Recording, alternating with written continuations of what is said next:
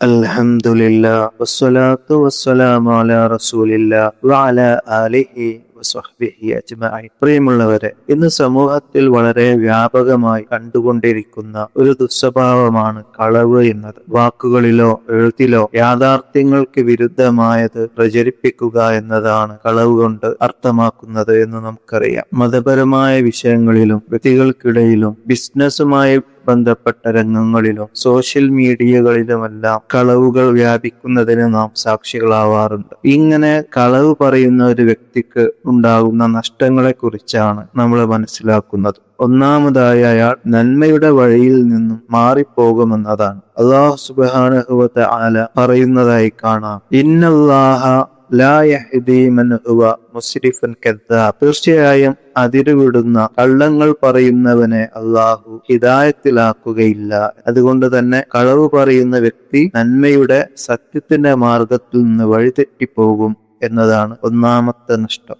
രണ്ടാമത്തേത്, അയാൾക്ക് അള്ളാഹുവിന്റെ കോപം ലഭിക്കുമെന്നതാണ്. സൂറത്തു ആലു ഇമ്രാനിൽ കാണാം, ലഅനത്തുല്ലാഹി അലൽ കാദിബീൻ. കള്ളം പറയുന്നവരുടെ മേൽ അള്ളാഹുവിന്റെ ശാപമുണ്ടാകും. കള്ളം പറയുക എന്ന സ്വഭാവമുള്ള വ്യക്തിക്ക് അള്ളാഹുവിന്റെ കരുണയിൽ നിന്ന് അകറ്റപ്പെടുന്ന അപകടകരമായ അവസ്ഥയാണ് ഉണ്ടാവുക. മൂന്നാമത്തേത്, കള്ളം പറയുക എന്നത് കപടതയുടെ ഒരു ലക്ഷണമാണ്. നബി സല്ലല്ലാഹു അലൈഹി വസല്ലമ കപട വിശ്വാസികളുടെ സ്വഭാവമായി പഠിപ്പിച്ചതിൽ കള്ളം പറയുക എന്നത് പ്രത്യേകം എടുത്തു പറഞ്ഞതായി നമുക്ക് കാണാം. ആയത്തുൽ മുനാഫിഖ് സലാസുൻ ഇദാ ഹദ്ദസ കദബ.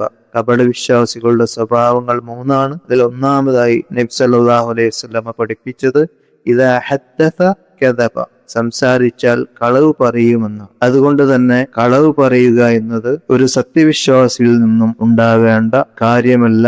നാലാമത്തേത്, കള്ളം പറയുന്ന വ്യക്തിക്ക് ജനങ്ങൾക്കിടയിൽ സ്വീകാര്യത ലഭിക്കുകയില്ല. ജനങ്ങൾ അയാളെ അവിശ്വസിക്കും. ഒരിക്കലും അയാളിൽ വിശ്വാസ്യത ആരും കണ്ടെത്തുകയില്ല.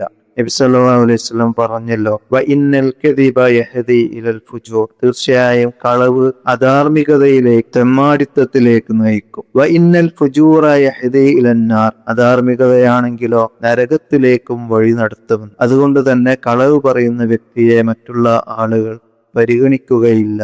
അഞ്ചാമത്തേത്, കളവ് ശീലമാക്കിയ വ്യക്തിക്ക് അയാളുടെ ഹൃദയം മലിനമാക്കപ്പെടും. നന്മയിലേക്കുള്ള താല്പര്യങ്ങൾ കുറയുകയും തിന്മയിലേക്ക് അയാൾ അടുക്കുകയും ചെയ്യുമെന്നതാണ്. അള്ളാഹു പറഞ്ഞതുപോലെ, കല്ലാ ബൽ റാന അലാ ഖുലൂബിഹിം മാ കാനൂ യക്സിബൂൻ.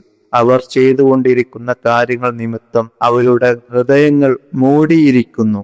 കള്ളം ശീലമാക്കിയ വ്യക്തിക്ക് നന്മയിലേക്കുള്ള തിരിച്ചുവരവ് അസാധ്യമായി തീരുമാറ് അയാൾ തിന്മകളിൽ മുഴുകും. പാപങ്ങൾ ആവർത്തിക്കുന്നത് ഹൃദയത്തെ കഠിനമാക്കുകയും മനുഷ്യന്റെ ആത്മീയ ബോധത്തെ ദുർബലമാക്കുകയും ചെയ്യും. ആറാമത്തേത്, കളവ് ശീലമാക്കിയ വ്യക്തിക്ക് മാനസികമായ അസ്വസ്ഥതകളും ഭയവും ഉണ്ടാകുമെന്നാണ്. താൻ ചെയ്തു കൂട്ടിയ കള്ളങ്ങൾ, താൻ പ്രവർത്തിച്ച തിന്മകൾ എന്നെങ്കിലും ഒരിക്കൽ പുറത്തു വരുമോ, അത് ജനങ്ങൾ അറിയുമോ എന്ന ഭയത്തോടെയായിരിക്കും കള്ളം പറയുന്ന വ്യക്തി ജീവിക്കുക.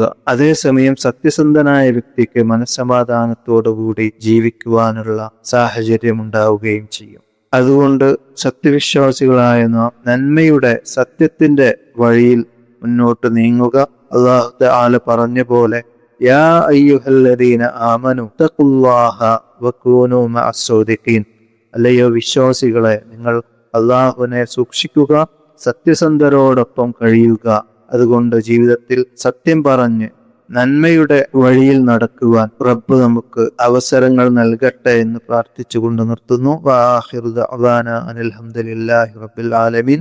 വിസ്ഡം ഇസ്ലാമിക് ഓർഗനൈസേഷൻ അവതരിപ്പിക്കുന്ന നേർവഴി.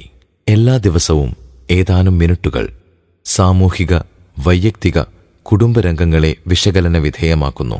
അറിയുക, അറിയിക്കുക. നേർവഴി. Peace Radio. Tune to reality.